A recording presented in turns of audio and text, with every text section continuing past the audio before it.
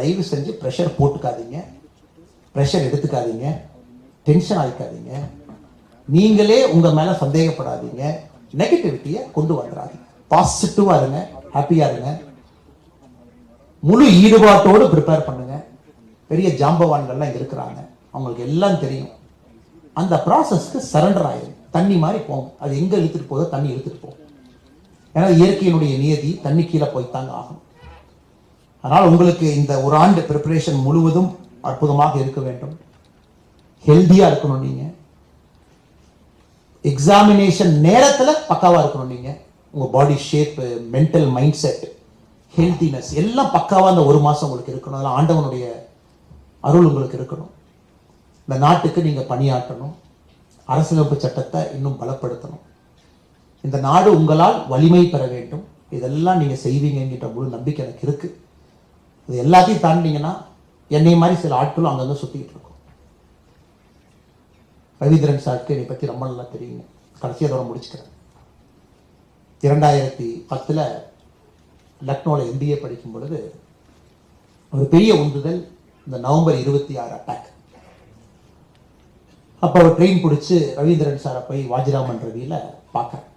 இப்போ இளங்கோவன் நான் administrative officer ஐயாவை பார்த்தா, ஐயா நான் தமிழ்நாட்டிலேருந்து வந்திருக்கேன், சிவில் சர்வீஸ் பண்ணுங்கிற ஆசை, ஆனால் MBA லக்னோவில் படிச்சுட்டு இருக்கேன், எனக்கு நேரம் இல்லை, எப்படி பண்ணுறதுன்னு தெரியல, என்னால் கிளாஸில் சேர முடியாது.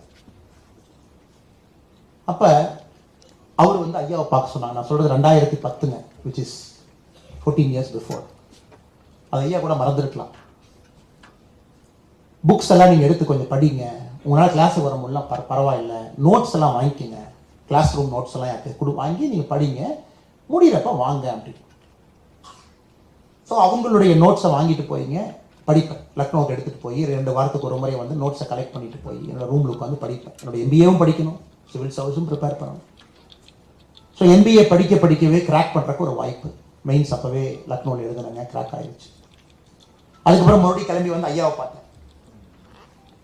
நம்முடைய மாண்புமிகு முன்னாள் DGP ஐயா M. ரவி அவர்கள் வந்திருக்கின்றார்கள். எல்லா சார்பாக ஐயா அவர்களுக்கு வருக என்கின்ற வரவேற்பு ஐயா கொடுத்தாங்க. பாருங்க எப்படிப்பட்ட ஜாம்பவான்கள்லாம் நீங்கள் உங்கள்கிட்ட பேச வந்திருக்காங்க பாருங்க. ரவி ஐயா வந்து ஒரு அற்புதமான ஒரு மோட்டிவேஷனல் ஒரு ஆஃபீஸர். எல்லா ஆஃபீஸரும் அவங்க உண்டு அவங்க வேலை உண்டுன்னு இருப்பாங்க. ஆனால் ரவி ஐயாவை பொறுத்தவரை ரிட்டையர் ஆகியும் இளைய தலைமுறை நன்றாக இருக்க வேண்டும் என்று எல்லா விஷயமும் பேசுகிறாங்க. ஜியோ பாலிட்டிக்ஸ் பேசுகிறாங்க, ரஷ்யா உக்ரைன் கான்ஃப்ளிக்ட் அன்னைக்கு ஒரு வீடியோ பார்த்து பேசுகிறாங்க, எல்லா விஷயமும் பேசுகிறாங்க. என்ன ஒரு இது பாருங்க, மாணவர்களுக்கு அவர் ரிட்டையர் ஆனதுக்கு அப்புறமும் பயன்படுறார். அதனால் உண்மையாலுமே ஐயா அவர்களுக்கு ஒரு பெரிய பாராட்டு இந்த இடத்துல உங்கள் சார்பாக நான் சொல்லணுங்க.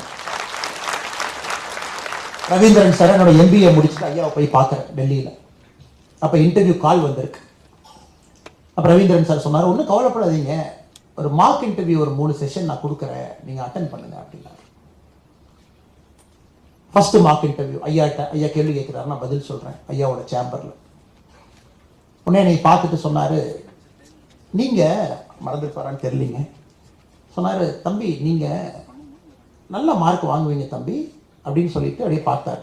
இன்டர்வியூவில் நீங்கள் ஒரு 70% வாங்குவீங்க தம்பி, ஒரு 210 வாங்க. அப்போ 300க்கு இன்டர்வியூங்க, 210 வாங்குவீங்க. எனக்கே ஒரு சந்தேகம், என்னடா அது 210 வாங்குவாங்கிறாரு, 300க்கு 210ங்கிற 70% இஸ் a குட் மார்க். ஏன் சொல்கிறாரு? ஒரு வார்த்தை கிட்ட சொன்னார், உங்கள் ஒரிஜினாலிட்டியை மட்டும் விட்டுறாதீங்க தம்பி, யூ ஆர் வெரி ஒரிஜினல் அப்படின்னார். அது ஐயா நான் வச்சிருக்காரான்னு தெரியல. யூ ஆர் வெரி ஒரிஜினல், யாருக்காக உங்களை மாற்றிக்காதீங்க. நீங்கள் ரொம்ப இந்த கோச்சிங் எல்லாம் போனீங்கன்னா சில நேரம் உங்கள் ஒரிஜினாலிட்டி மாறி போயிடும். நீங்கள் பேசுறது கொஞ்சம் அப்படி இப்படி இருந்தால் கூட தம்பி அதெல்லாம் ஒன்றும் பிரச்சனை இல்லை, ஒரிஜினாலிட்டி எதிர்பார்க்குறாங்க, நீங்கள் இன்டர்வியூக்கு இதே மாதிரி போங்க அப்படி. அந்த ஒரே நம்பிக்கையோடு இன்டர்வியூக்கு போனாங்க.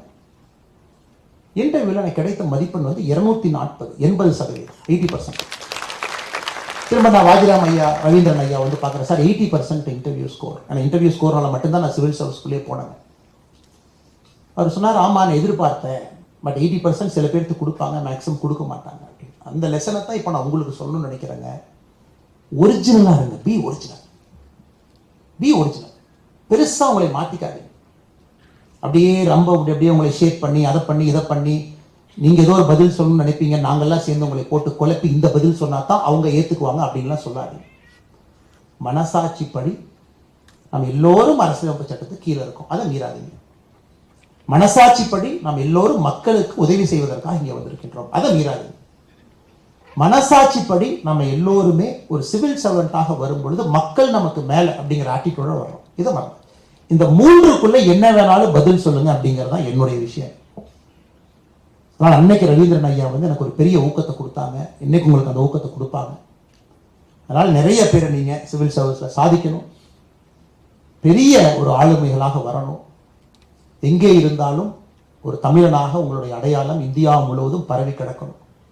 நாளைக்கு future cabinet secretary, chief secretary, DGP, director intelligence bureau, director ரா, என்டிஆர்ஓ, பெரிய பெரிய அமைப்புகள்லாம் உங்களுக்காக காத்திருக்கு. ஃபாரின் செக்ரட்டரி, அந்த அமைப்புகளுக்கு நீங்கள் போய் அமரத்தான் போறீங்க. அது காலத்தினுடைய கட்டாயம்.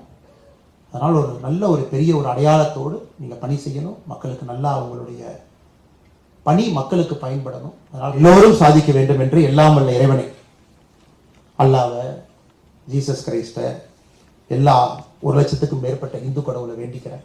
நீங்கள் எந்த மதமாக, எந்த ஊராக, யாராக இருந்தாலும் உங்களுக்கு அருள் கிடைக்கட்டும். நீங்கள் எல்லாம் சேர்ந்து கிராக் பண்ணணும். குறிப்பாக அப்பா அம்மாவுக்கு ஒரு பெரிய நன்றி. நிறைய நேரம் குழந்தைகளுடைய கனவுக்கு நீங்களும் கூட இருந்து சுமக்கிறீங்க. பெரிய பெரிய விஷயங்கள். உங்களுடைய பொருளாதார சுமை இருந்தாலும் கூட குழந்தைக்கு ஃபுல்லஸ்ட் சப்போர்ட் கொடுக்குறீங்க. அதனால் இங்கே இருக்கக்கூடிய எல்லா சிவில் சர்வன்ஸ் பேரண்ட்ஸ் முதல் நன்றி தெரிவிச்சுக்கிறேன். சப்போர்ட் பண்ணுங்க, கூட நில்லுங்க. இந்த துறை கொஞ்சம் ஏற்றம் இறக்கமாக தான் இருக்கும். கொஞ்சம் அப்படி எப்படி இருக்கும். மனசு நீங்கள் விட்டுறக்கூடாது. நீங்கள் மனசு விட்டால் குழந்தைங்க மனசு விட்டுருவாங்க. அதனால் கொஞ்சம் அப்படியே குழந்தைங்களோட அப்படியே ஒரு 4-5 இயர்ஸ் செயில் பண்ணி கூட நில்லுங்க. நிச்சயமாக கிராக் பண்ணுவாங்க, நடக்கும். எல்லோருக்கும் நன்றி தெரிவித்து என்னுடைய உரையை முடித்துக் கொள்கின்றேன். நன்றி, வணக்கம்.